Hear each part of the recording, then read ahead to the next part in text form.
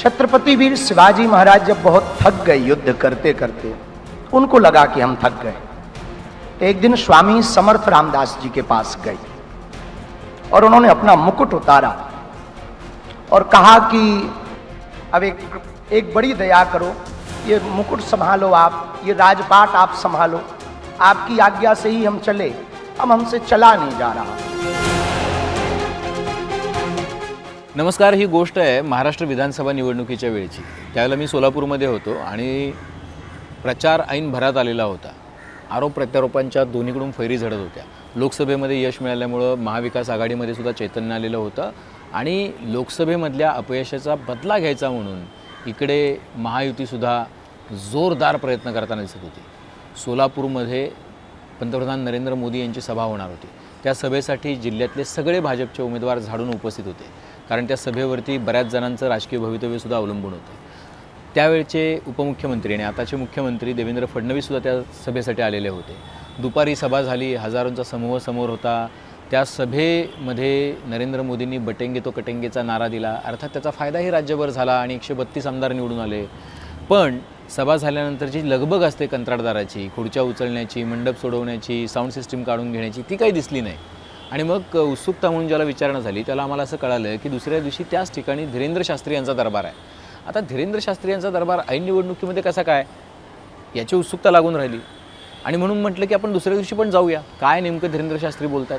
तर धीरेंद्र शास्त्रींनी अख्खं आपलं भाषण जे होतं, प्रवचन त्याला म्हणता येणार नाही, कारण संत जे असतात ते समाजामध्ये दुही निर्माण होईल, फूट निर्माण होईल अशा पद्धतीचं कुठलं वक्तव्य करत नाहीत।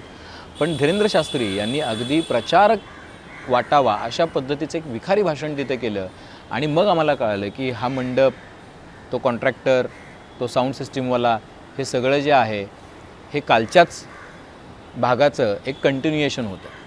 अर्थात या सगळ्याचा मला असं वाटतं खूप मोठा फायदासुद्धा भाजपला झाला, कारण भाजप आणि महायुतीची सत्ता राज्यामध्ये आली।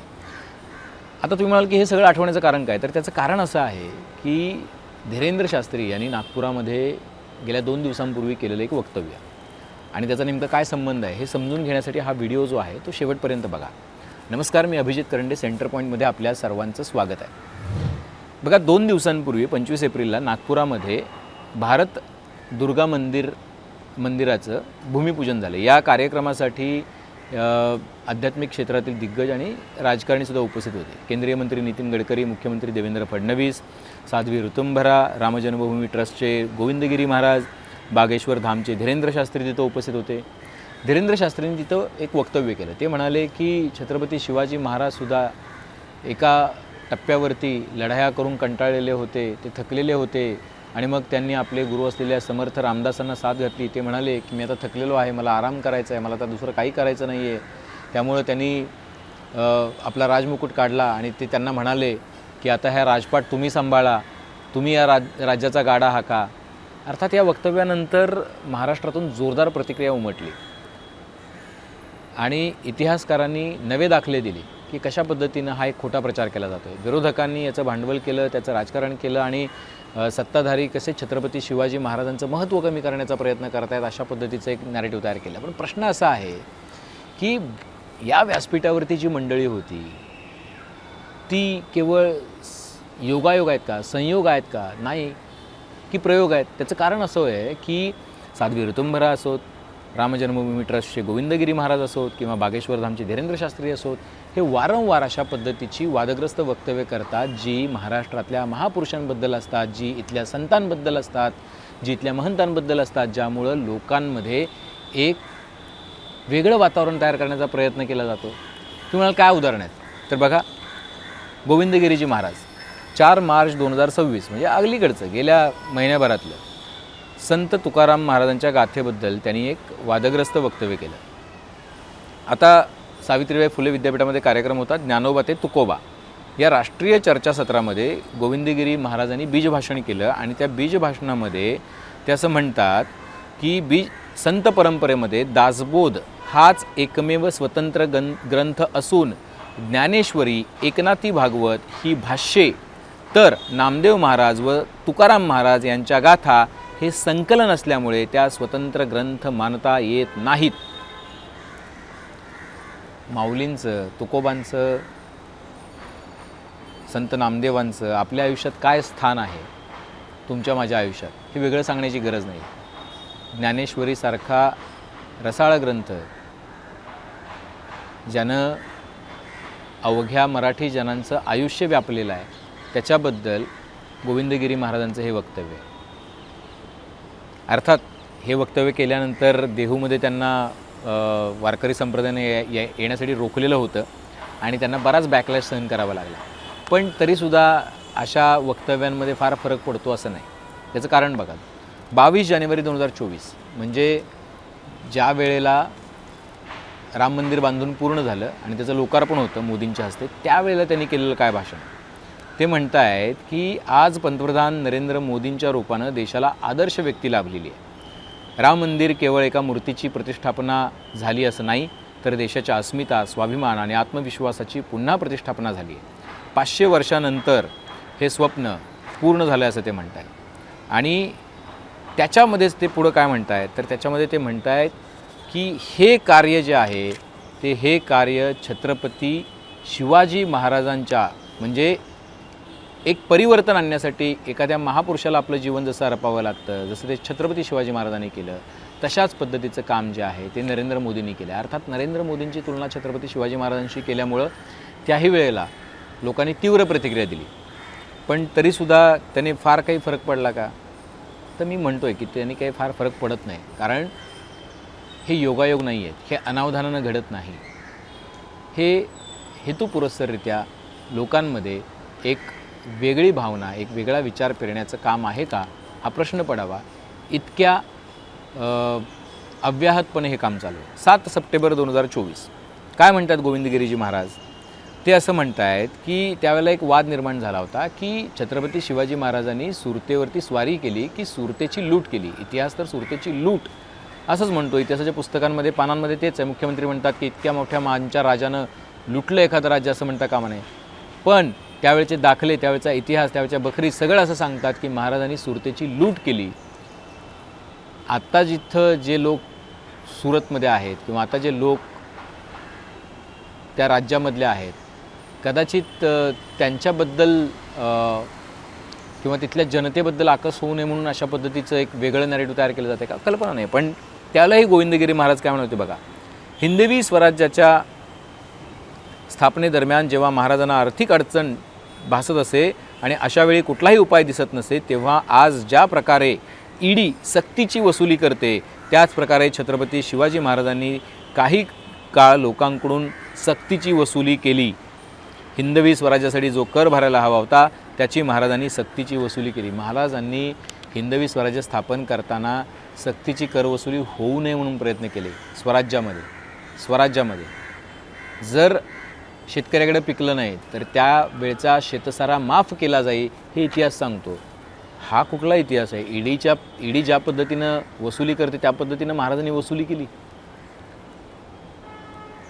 मला असं वाटतं की मग ईडी ज्या पद्धतीनं वसुली करते म्हणजे ईडी काहीतरी अनधिकृतपणे करते असं गोविंदगिरी महाराजांना सुचवायचं होतं. अर्थात त्यांनी ते सुचवलं. पण इथंसुद्धा छत्रपती शिवाजी महाराजांचा इतिहासामध्ये ज्या गोष्टी लिहून ठेवलेल्या आहेत त्याच्या विपरीत काहीतरी सांगण्याचा प्रयत्न त्यांनी केला. आता ह्या काही एकमेव गोविंदगिरी महाराज आहेत असं नाही आहे. साध्वी ऋतुंबरा त्यासुद्धा व्यासपीठावरती होत्या. 1 ऑगस्ट 2025 त्यांनी काय म्हटलं होतं, हिंदू स्त्रिया हे भगवान ये देख कर शर्मा जाती है, पैसा कमाओगे तुम क्या नग्न होकर पैसा कमाओगे, गंदे ठुमके लगाकर और गंदे गाने गाकर पैसा कमाओगे. मुझे समझ नहीं आता कि उनके पतियों को ये स्वीकार कैसे है, उनके पिताओं को ये स्वीकार कैसे है. आता गंमत अशी आहे की ज्या इंस्टाग्रामवरती महिला आपल्या कलागुणांचं प्रदर्शन करतात त्याबद्दल त्या बोलत होत्या. आता साध्वी ऋतुंबरा ज्या आहेत त्यांचा इतिहास जो राहिलेला आहे तो तुम्हाला कल्पना आहे की त्या VHPच्या दुर्गा वाहिनीच्या प्रमुख राहिलेल्या आहेत. आणि VHPमध्ये 80च्या दरम्यान जे जनजागरण अभियान सुरू झालं त्याच्यामध्ये त्यांचा मोठा वाटा होता. बाबरी मस्जिदीच्या पाडली गेली त्यावेळेला ते तिथं उपस्थित असल्याचं म्हटलं जातं. आणि लिबरहान कमिशनमध्ये सुद्धा त्यांचं नाव आलेलं होतं, पण ते चुकीच्या पद्धतीनं आलेलं होतं असं नंतर सिद्ध झालं. आणि CBIमध्ये म्हणजे CBI कोर्टानं त्यांना 2020 साली निर्दोष मुक्त केलं. त्यानंतर जानेवारी 2025ला साध्वी ऋतुंबरा यांना पद्मभूषणनं सन्मानित करण्यात आलं.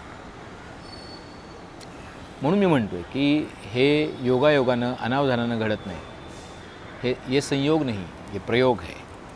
आता मुद्दा असा आहे की हे शास्त्री जे आहे धीरेंद्र शास्त्री, ज्यांच्यावरून हा मूळ वाद सुरू झालेला आहे, तर या धीरेंद्र शास्त्रींचा जन्म कुठे झाला? तर धीरेंद्र शास्त्रींचा जन्म झाला छतरपूरमध्ये, मध्य प्रदेशामध्ये. ते एका गरीब ब्राह्मण कुटुंबामध्ये जन्माला आले. आजूबाजूला पूजा करून किंवा पूजा सांगून ते आपला उदरनिर्वाह करत होते. अगदी 5-7 वर्षांपूर्वीपर्यंत त्यांचे मित्र जे सांगतात, जे वेगवेगळ्या माध्यमांमधून छापून आले, ते साध्या 2 व्हीलरवरती फिरत होते. अचानकपणे अशा पद्धतीचा दरबार लावायला त्यांनी सुरुवात केली आणि पर्ची अर्जी काढायला सुरुवात केली आणि त्याच्यानंतर त्यांची संपत्ती, त्यांच्या गाड्यांचा कॉन्वॉय, त्यांचं जेटमधून फिरणं हे सगळं प्रसिद्ध झालं. हे अचानकपणे कुठून आलं? याच्या मागे कोणाचा पाठिंबा आहे? ते वेगवेगळ्या नेत्यांसोबत दिसतात, ते नेते कोण आहेत? कुठले विचार त्यांना हे सगळं करण्यासाठी वारंवार व्यासपीठ उपलब्ध करून देतो?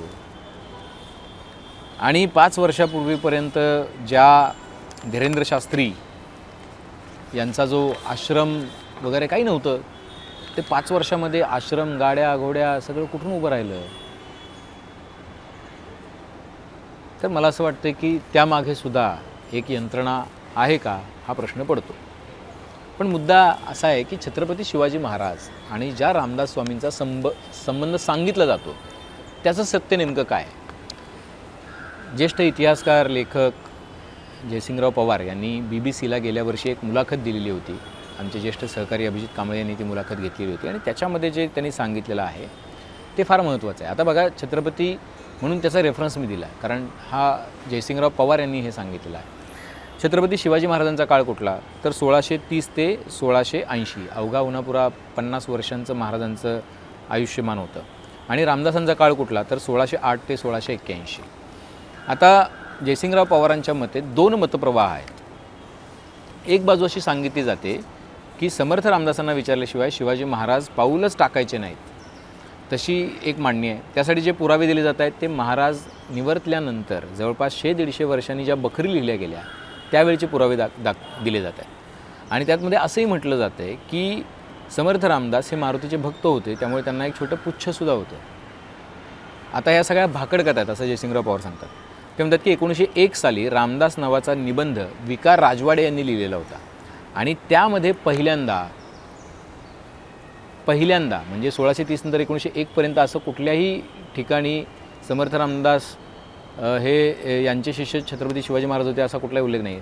त्यांनी पहिल्यांदा शिवाजी महाराजांचे गुरु म्हणून समर्थ रामदासांना प्रोजेक्ट करायला सुरुवात केली असं जयसिंगराव पवारांनी स्पष्ट केलं आहे.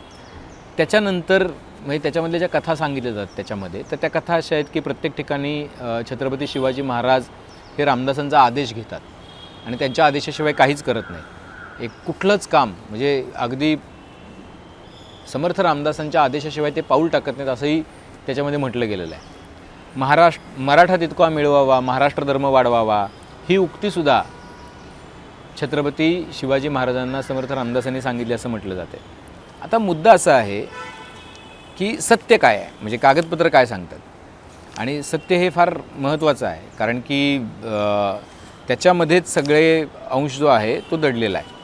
समर्थ रामदासांच्या शिष्यांनी जी कागदपत्र समोर आणलेली आहेत, ज्याबद्दल जयसिंगराव पवार यांनी भाष्य केलेलं आहे, ते असं म्हणतात, जे पहिलं अस्सल पत्र समर्थ रामदासांच्याच पंथातील लोकांनी समोर आणलं त्याच्यामध्ये ते म्हणतात की आम्ही पहिल्यांदा राजगडला छत्रपती शिवाजी महाराजांना भेटलो. तिथं समर्थ रामदासांबद्दल पहिल्यांदा माहिती महाराजांना त्यांच्या शिष्यांनीच दिली. त्यावेळी शिवाजी महाराजांनी त्यांना विचारलं, कोण रामदास, कुठे असतात, काय करतात. मग त्या समर्थ रामदासांच्या शिष्यांनी त्याची पूर्ण इत्थंभूत माहिती त्यांच्या कामाबद्दलची ज्या वेळेला छत्रपती शिवाजी महाराजांना दिली, त्यावेळेला महाराजांनी वार्षिक 200 होन दान म्हणून द्यायला सुरुवात केली. हे कधी घडलं? 1659ला. त्यावेळेला महाराज किती वर्षांचे होते? छत्रपती शिवाजी महाराज 29 वर्षांचे. आता दुसरा जो पुरावा मिळतो तो पण इंटरेस्टिंग आहे. तो आहे एप्रिल 1672चा. त्याबद्दलचं एक पत्र जे आहे ते प्रसिद्ध झालेलं आहे, जे म्हणजे समर्थ रामदासांच्या अत्यंत निकटच्या असलेल्या एका शिष्याला दुसऱ्या शिष्याने पाठवलेलं पत्र आहे. त्यात त्यांनी काय लिहिलं आहे त्यात त्यांनी असं लिहिलं आहे की छत्रपती शिवाजी महाराज येत आहेत, झाडीझुडी साफ करावी, त्यांना येण्या जाण्याजोगा रस्ता किंवा मार्ग सुकर करावा, कारण ही शिवाजी महाराजांची पहिलीच भेट आहे. म्हणजे महाराजांची समर्थ रामदासांशी जी पहिली भेट झाली ती 1672ला झाली. महाराज निवर्तले त्याच्यानंतर अवघ्या 8 वर्षांनी 1680 साली, म्हणजे जवळपास 42व्या वर्षी छत्रपती शिवाजी महाराज त्यांच्या वयाच्या 42व्या वर्षी छत्रपती शिवाजी महाराज पहिल्यांदा समर्थ रामदासांना भेटले. हे समर्थ रामदास यांच्याच शिष्यांनी एकमेकांना लिहिलेल्या पत्रातून समोर आलेला आहे. पण सोयीस्करपणे हा जो खरा इतिहास आहे तो बाजूला पाडला जातोय. त्याचं कारण असं आहे की ज्यावेळेला समर्थ रामदासांची छत्रपती शिवाजी महाराजांनी भेट घेतली तोपर्यंत स्वराज्यसुद्धा स्थापन होऊन झालेलं होतं. त्यामुळं स्वराज्याची संकल्पना ही समर्थ रामदासांनीच छत्रपती शिवाजी महाराजांना सांगितली. हा जो एक प्रवाद जो आहे जो निर्माण केला जातो वारंवार, तो प्रवादसुद्धा चुकीचा आहे असं जयसिंगराव पवार यांनी स्पष्ट केलेलं आहे. त्याच्यामध्ये प्रश्न असा आहे का की छत्रपती शिवाजी महाराजांना एका पद्धतीनं त्यांचं महत्त्व कमी करण्याचा प्रयत्न एक त्यांचा समर्थक असलेला गट करतो आहे आणि दुसरा गट समर्थ रामदास यांचं महत्त्व वाढवण्याचा प्रयत्न करतो. यातली 2 गोष्टी आहे. एक गोष्ट अशी आहे की याच्यामध्ये सांस्कृतिकदृष्ट्या छत्रपती शिवाजी महाराजांची जी जडणघडण होती ती जडणघडण मुळापासून बदलण्याचा इतिहासरूपी प्रयत्न जो आहे तो या माध्यमातून होतो आहे आणि त्याचे अनेक धोके पुढे निर्माण झालेले आपल्याला बघायला मिळतात. आणि म्हणून दुसरा जो अन्याय होतो तो एक छत्रपती शिवाजी महाराजांवरती होतो, कारण जे सत्य नाही आहे ते सांगितलं जातं आहे. आणि दुसरा जो अन्याय होतो तो समर्थ रामदास किंवा त्या काळामध्ये घडलेल्या अशा संतांबद्दल किंवा आध्यात्मिक गुरूंबद्दल पण घडतो. त्याबद्दलसुद्धा जयसिंगराव पवार म्हणतात की दासबोधामध्ये समर्थ रामदासांनी जे विज्ञान आणि व्यवहारवाद जो सांगितलेला आहे त्याला तोड नाही आहे. तो फार महत्त्वाचा आहे. मानवी आयुष्यामध्ये त्याचा जर वापर केला तर त्याची फार गरज आहे. पण समर्थ रामदासांच्या शिष्यांनी त्यांचा पराभव केला, समर्थ रामदासांचाच त्यांच्या शिकवणीचा पराभव केला. त्याचं कारण असं आहे की समर्थ रामदासांना छत्रपती शिवाजी महाराजांचे गुरु करण्याच्या नादामध्ये समर्थ रामदासांची जी मूळ शिकवण आहे त्यापासून सुद्धा ते दूर गेले. आता मुद्दा असा आहे की छत्रपती शिवाजी महाराजांबद्दल अशा पद्धतीची विधानं धीरेंद्र शास्त्री असतील, गोविंदगिरी महाराज असतील किंवा इतर लोक, अगदी कोश्यारींनी पण केलेली होती. का करतायत तर स्पष्ट आहे. त्याचं कारण असं आहे की राजकीयदृष्ट्या छत्रपती शिवाजी महाराजांना आपल्या बाजूला, सांस्कृतिकदृष्ट्या आपल्या बाजूला ओढण्याचा प्रयत्न सातत्याने केला जातो. छत्रपती शिवाजी महाराज यांना हिंदुत्ववादी ठरवण्याचा प्रयत्न सातत्याने केला जातो. आणि त्याच्यातूनच प्रशांत आंबी यांना जी शिवीगाळ झाली शिवसेनेचे आमदार संजय गायकवाड यांच्याकडून, हे त्याचंच दर्शन आहे. छत्रपती शिवाजी महाराजांबद्दल शिवाजी कोण होता हे जे पुस्तक पानसरेंनी लिहिलं ते पुस्तक शिवाजी महाराजांचा खरा विचार, त्यांचा खरा स्वराज्यातली त्यांचे धोरणं लोकांपर्यंत जाणारा होता. पण छत्रपती शिवाजी महाराजांना केवळ मुस्लिम गोष्टी ठरवून एका पद्धतीने त्यांना हिंदुत्वाच्या चौकटीमध्ये बंदिस्त करण्याचा, साखळदंड घालून बंदिस्त करण्याचा प्रयत्न काही लोक करत आहेत. छत्रपती शिवाजी महाराज हे आत्ताच्या कुठल्याही विचारापेक्षा खूप मोठे होते. त्यांनी स्वराज्याचा विचार पहिल्यांदा मांडलेला होता. स्वराज्याचा विचार मांडतानाच त्यांनी राजधर्म निवडलेला होता. स्वराज्यामधल्या कुठल्याही जनतेशी त्यांनी भेदभावाची वागणूक केलेली नव्हती आणि हे छत्रपती शिवाजी महाराज होते. आता छत्रपती शिवाजी महाराजांना समर्थ रामदासांकडे वळवण्याचा जो प्रयत्न आहे तो सुद्धा छत्रपती शिवाजी महाराजांना अशाच एका चौकटीत बंद करण्याचा प्रयत्न आहे का, हा सुद्धा प्रश्न आहे. आणि म्हणून व्यासपीठावर असलेल्या नितीन गडकरींनी किंवा मुख्यमंत्री देवेंद्र फडणवीसांनी किंवा भाजपच्या इतर नेत्यांनी धीरेंद्र शास्त्री यांच्या वक्तव्याचा थेटपणे किंवा जाहीरपणे निषेध केला आहे का? इतिहास विपरीतपणे किंवा चुकीच्या पद्धतीने मांडला याबद्दल त्यांची कानउघाडणी केली आहे का? 30 वर्षाच्या धीरेंद्र शास्त्री यांनी महाराजांचा योग्य इतिहास वाचला आहे का? आणि तसं नसेल तर मग हे सगळं एका टूल किटचा भाग आहे असा प्रश्न ज्यावेळेला लोक विचारतात तर त्यामध्ये सुद्धा काही तथ्य आहे का? या सगळ्या प्रश्नांची उत्तरं तुम्हाला शोधायची. कारण असं आहे की इतिहास जो सांगतो आहे तो ऐकून त्यावर विश्वास ठेवू नका, तर तो इतिहास खरंच योग्य आहे का हे पडताळणी करून पहा. आजच्या सेंटर पॉईंटमध्ये आपण इथेच थांबतो आहे, पण तुमची काही मतं असतील तर ती निश्चित नोंदवा. बेल आयकॉनवरती क्लिक केलं तर अपडेट्स मिळत जातील. आणि सर्वात महत्त्वाचं म्हणजे मुंबई तकचं यूट्यूब चॅनल सबस्क्राईब करायला विसरू नका. पाहत राहा मुंबई तक.